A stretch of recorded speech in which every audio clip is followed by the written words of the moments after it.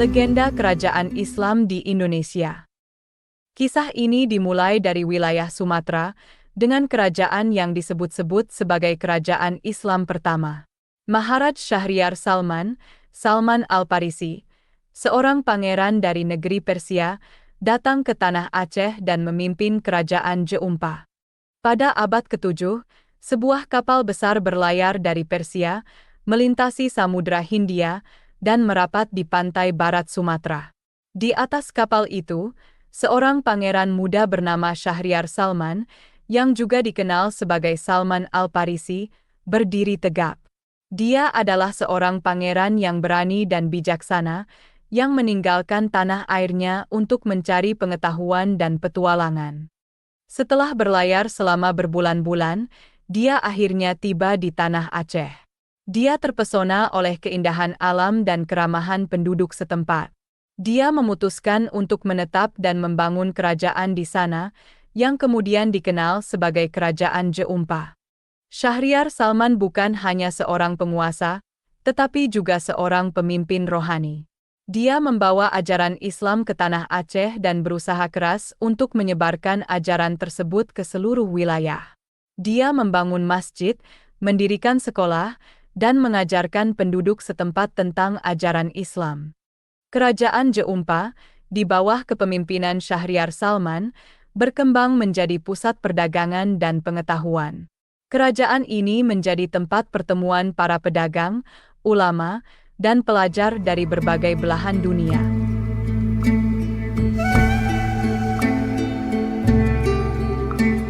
Kerajaan Samudra Pasai, tahun 1267 hingga 1521 sedih di ujung utara Pulau Sumatera, berdiri megah sebuah kerajaan yang menjadi tonggak sejarah Islam di Nusantara, Kerajaan Samudra Pasai. Kerajaan ini berlokasi di Kabupaten Lhokseumawe, Aceh Utara. Pada tahun 1267, Sultan Malik Al-Saleh, seorang pemimpin yang bijaksana dan berwibawa, mendirikan kerajaan ini. Ia dikenal sebagai penguasa yang adil dan bijaksana, serta memiliki kepedulian yang tinggi terhadap rakyatnya. Dengan kepemimpinannya, Kerajaan Samudra Pasai berkembang menjadi pusat perdagangan dan penyebaran agama Islam di wilayah Nusantara. Namun, tak selamanya matahari bersinar cerah di atas kerajaan ini. Pada tahun 1521, kerajaan ini mengalami keruntuhan. Beberapa faktor yang menjadi penyebab keruntuhan ini antara lain serangan dari Portugis, serangan dari Kerajaan Majapahit, dan perebutan kekuasaan dalam kerajaan. Meski demikian, jejak dan pengaruh Kerajaan Samudra Pasai dalam sejarah Islam di Indonesia tidak dapat dihapuskan. Kerajaan Samudra Pasai, dengan segala kejayaan dan tantangannya, menjadi bagian penting dalam kisah legenda kerajaan Islam di Indonesia. Kisah ini menjadi bukti bahwa di tengah tantangan dan rintangan, ada kekuatan iman dan semangat yang mampu membawa perubahan besar.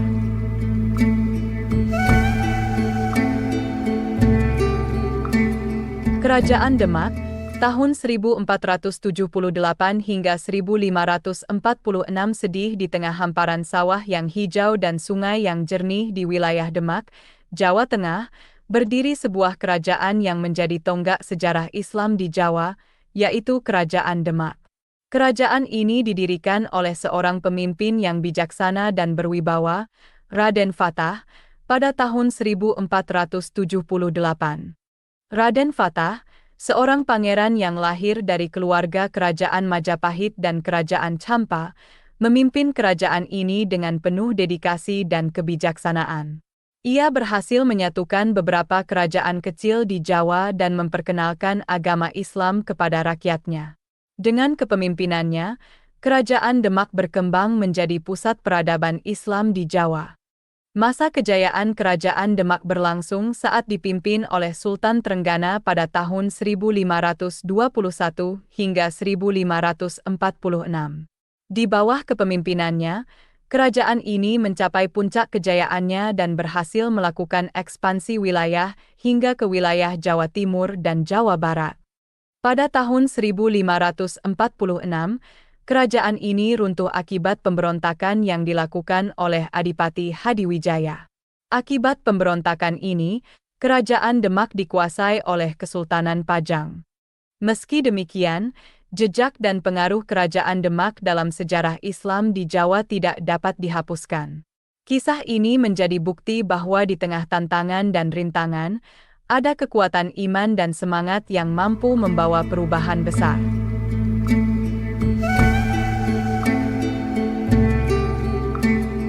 Kerajaan Aceh Darussalam, tahun 1496 hingga 1903 sedih di ujung barat laut Pulau Sumatera, berdiri megah sebuah kerajaan yang menjadi simbol perlawanan terhadap penjajahan Eropa, yaitu Kerajaan Aceh Darussalam.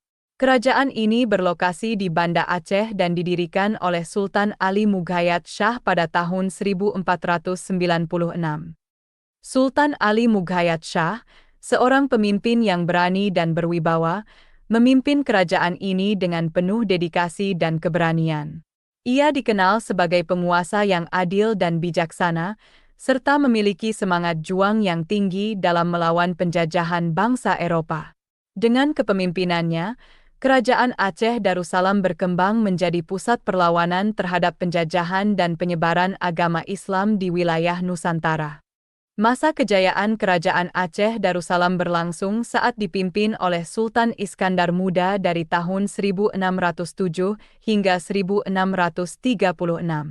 Di bawah kepemimpinannya, kerajaan ini mencapai puncak kejayaannya dan berhasil melakukan ekspansi wilayah hingga ke wilayah Sumatera Utara, Sumatera Barat, dan sebagian wilayah Semenanjung Malaya. Namun, kerajaan ini juga mengalami keruntuhan. Pada tahun 1903, kerajaan ini runtuh akibat penjajahan Belanda.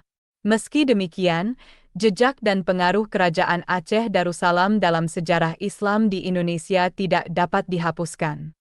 Kerajaan Aceh Darussalam, dengan segala kejayaan dan tantangannya, menjadi bagian penting dalam kisah legenda kerajaan Islam di Indonesia. Kisah ini menjadi bukti bahwa di tengah tantangan dan rintangan, ada kekuatan iman dan semangat yang mampu membawa perubahan besar.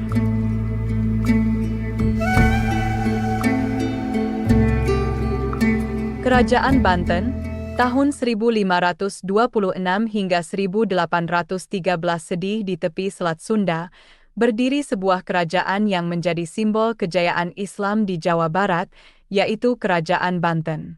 Kerajaan ini didirikan oleh Maulana Hasanuddin, putra Sunan Gunung Jati, pada tahun 1526. Maulana Hasanuddin, seorang pemimpin yang berani dan berwibawa, memimpin kerajaan ini dengan penuh dedikasi dan keberanian. Maulana Hasanuddin dikenal sebagai penguasa yang adil dan bijaksana, serta memiliki semangat juang yang tinggi dalam melawan penjajahan bangsa Eropa. Dengan kepemimpinannya, Kerajaan Banten berkembang menjadi pusat perdagangan dan penyebaran agama Islam di wilayah Jawa Barat. Masa kejayaan Kerajaan Banten berlangsung saat dipimpin oleh Sultan Ageng Tirtayasa pada tahun 1651 hingga 1682. Di bawah kepemimpinannya, kerajaan ini mencapai puncak kejayaannya dan berhasil melakukan ekspansi wilayah hingga ke wilayah Jawa Tengah dan Jawa Timur. Pada tahun 1813, kerajaan ini runtuh akibat penjajahan Belanda. Meski demikian, jejak dan pengaruh Kerajaan Banten dalam sejarah Islam di Jawa Barat tidak dapat dihapuskan. Kerajaan Banten, dengan segala kejayaan dan tantangannya, menjadi bagian penting dalam kisah legenda kerajaan Islam di Indonesia. Kisah ini menjadi bukti bahwa di tengah tantangan dan rintangan, ada kekuatan iman dan semangat yang mampu membawa perubahan besar.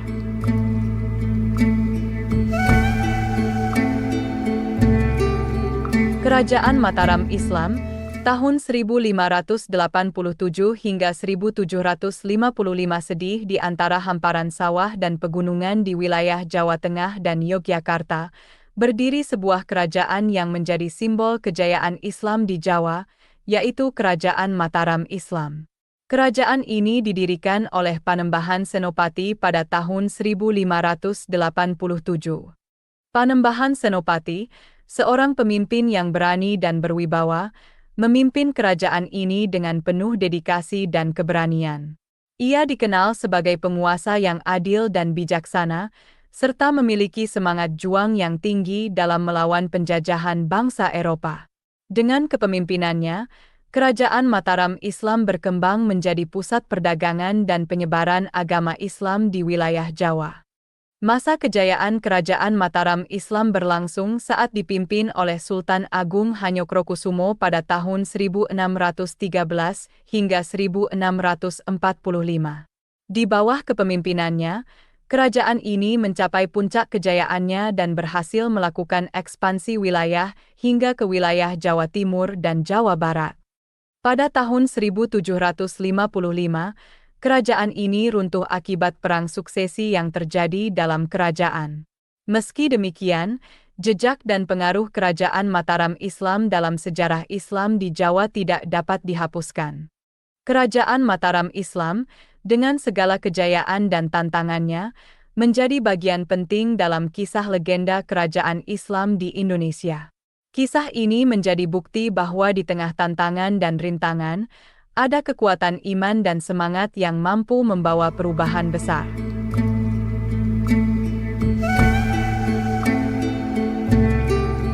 Kerajaan Gowatalo, tahun 1300 hingga 1669 sedih di ujung selatan Nusantara, di wilayah Sulawesi Selatan, berdiri sebuah kerajaan yang menjadi simbol kejayaan Islam di wilayah timur Indonesia, yaitu Kerajaan Gowatalo. Kerajaan ini berdiri sejak tahun 1300 dan memeluk agama Islam pada tahun 1605. Kerajaan Gowatalo dikenal sebagai kerajaan yang kuat dan berpengaruh di wilayah timur Nusantara. Dengan kebijaksanaan dan keberanian para pemimpinnya, kerajaan ini berhasil membangun peradaban yang maju dan menjadi pusat penyebaran agama Islam di wilayah timur Indonesia. Masa kejayaan Kerajaan Gowatalo berlangsung saat dipimpin oleh Sultan Hasanuddin, yang dikenal sebagai pahlawan Gowa dan ayam jantan dari timur. Di bawah kepemimpinannya, kerajaan ini mencapai puncak kejayaannya dan berhasil melakukan ekspansi wilayah hingga ke wilayah Sulawesi Tengah dan Sulawesi Utara. Pada tahun 1669, kerajaan ini runtuh akibat penjajahan Belanda. Meski demikian, jejak dan pengaruh Kerajaan Gowatalo dalam sejarah Islam di Indonesia tidak dapat dihapuskan. Kerajaan Gowatalo, dengan segala kejayaan dan tantangannya, menjadi bagian penting dalam kisah legenda kerajaan Islam di Indonesia. Kisah ini menjadi bukti bahwa di tengah tantangan dan rintangan, ada kekuatan iman dan semangat yang mampu membawa perubahan besar.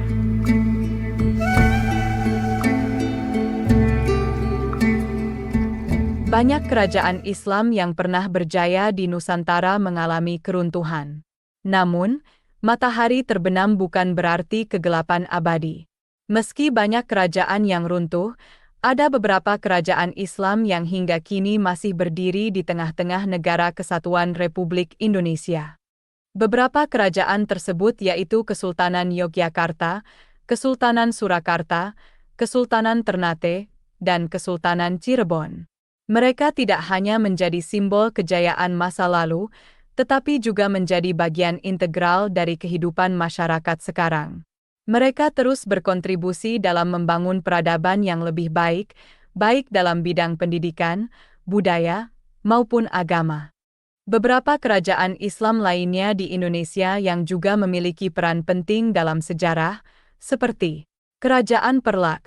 Kerajaan ini berada di Aceh dan merupakan salah satu kerajaan Islam tertua di Indonesia. Perlak dikenal sebagai pusat penyebaran Islam di awal masuknya agama ini ke Nusantara. Kesultanan Malaka. Kesultanan ini berada di Malaka, Malaysia sekarang, dan memiliki hubungan erat dengan kerajaan-kerajaan di Nusantara. Malaka dikenal sebagai pusat perdagangan internasional yang ramai dan menjadi jembatan penyebaran Islam ke wilayah Nusantara. Kerajaan Pajang, kerajaan ini berada di Jawa Tengah dan merupakan penerus dari Kerajaan Demak. Meski tidak berlangsung lama, Pajang berhasil mempertahankan eksistensi Islam di Jawa setelah keruntuhan Demak. Kerajaan Banjar, kerajaan ini berada di Kalimantan Selatan dan merupakan kerajaan Islam terbesar di Pulau Kalimantan. Banjar dikenal dengan perdagangan dan kerajinan khasnya, serta penyebaran Islam ke wilayah Kalimantan. Kerajaan Makassar atau Kesultanan Makassar, kerajaan ini berada di Sulawesi Selatan dan dikenal sebagai kerajaan maritim yang kuat. Makassar memiliki peran penting dalam penyebaran Islam ke wilayah timur Nusantara. Kerajaan Delhi, kerajaan ini berada di Sumatera Utara dan dikenal karena perdagangan tembakau. Delhi menjadi salah satu kerajaan Islam di Sumatera yang memiliki pengaruh cukup besar. Kerajaan Indragiri, kerajaan ini berada di Riau dan memiliki hubungan dagang yang luas. Indragiri dikenal sebagai kerajaan Islam yang mampu menjalin hubungan baik dengan kerajaan-kerajaan lainnya. Setiap kerajaan memiliki sejarah dan peran masing-masing dalam penyebaran Islam di Indonesia. Meski beberapa kerajaan telah runtuh, jejak dan pengaruh mereka masih dapat dirasakan hingga saat ini. Demikianlah kisah legenda kerajaan Islam di Indonesia. Semoga narasi ini dapat memberikan gambaran yang jelas dan menarik tentang sejarah kerajaan Islam di Indonesia. Segala kebenaran detailnya kita kembalikan kepada Allah, Tuhan yang Maha Kuasa, pemilik kisah kehidupan.